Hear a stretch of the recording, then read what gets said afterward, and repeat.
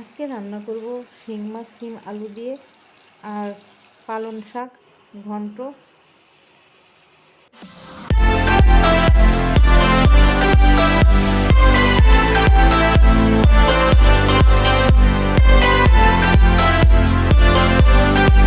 আসসালামু আলাইকুম বন্ধুরা, আপনারা সবাই কেমন আছেন? আমরা সবাই ভালো আছি। Welcome back to my channel. এখন রান্না করার জন্য আমি কড়াইটা চুলায় দিয়ে দিয়েছি। কড়াইটা গরম হলে আমি তেল দিয়ে দিলাম, তার ভিতর কিছু পেঁয়াজ কুচি দিয়ে দিয়েছি এবং পেঁয়াজটা ভালো করে আমি এখন আস্তে আস্তে ভেজে নিব।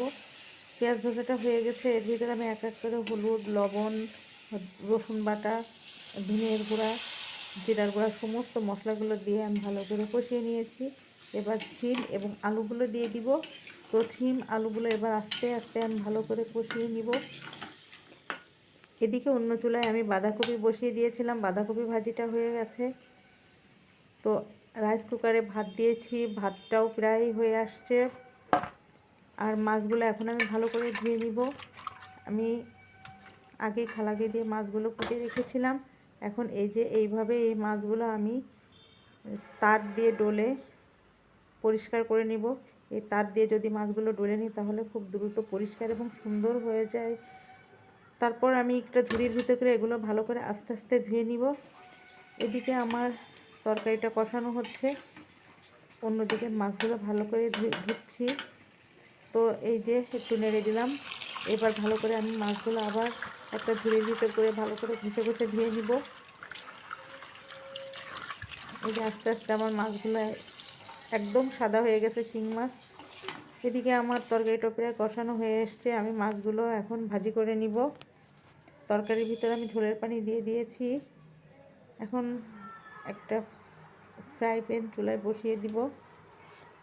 এই শিং মাছগুলো এখন হলুদ লবণ দিয়ে আমি ভালো করে মাখিয়ে নিব। এই যে একটু লবণে হলুদ মাছের উপর দিয়ে দিলাম। এরপর আস্তে আস্তে আমি মাছগুলো ভালো করে মেখে নিব। ফ্রাই প্যানটা এই যে গরম হয়ে গেছে, এখন আমি একটু তেল দিয়ে দিলাম। এবার এক এক করে সমস্ত মাছগুলো আমি ভেজে নিব। ওইদিকে তরকারি এক চুলায় হচ্ছে, অন্য চুলায় আমি মাছগুলো রেডি করছি। তো এখন এই যে আমি মাছগুলো ভাজি করার জন্য দিয়ে দিলাম ফ্রাই প্যানে একটা একটা করে। মাছটা দেওয়ার সাথে সাথে উল্টিয়ে দিতে হবে, তা না হলে একদম বাঁকা হয়ে যায় শিং মাছগুলো। তো এই যে আমি মাছগুলো এখন সুন্দর করে এক এক করে ভেজে উঠিয়ে রাখবো।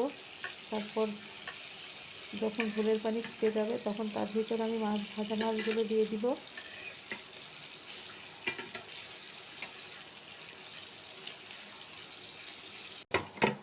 শিং মাছগুলো সাধারণত তেল ফুটতে থাকে, তেল ছিটে গায়ে এসে লাগে। এই জন্য আমি সবসময় মাছগুলো ভাজি করার সময় ঢেকে দিই, যাতে তেলটা ছিটে গায়ে না এসে পড়ে।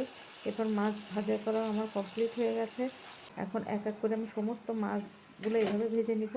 এই যে এখন মাছগুলো এদিকে তরকারিটা ফুটছে, তরকারির উপর দিয়ে দিলাম। এখন আমি আস্তে আস্তে তরকারির ভিতর ডুবিয়ে দিব। তারপর তরকারিটা ঝোল যখন একদম শুকিয়ে যায়, শিম তরকারিতে বেশি ঝোল রাখলে টেস্ট হয় না, সেই জন্য আমি ঝোল কমিয়ে ফেলি।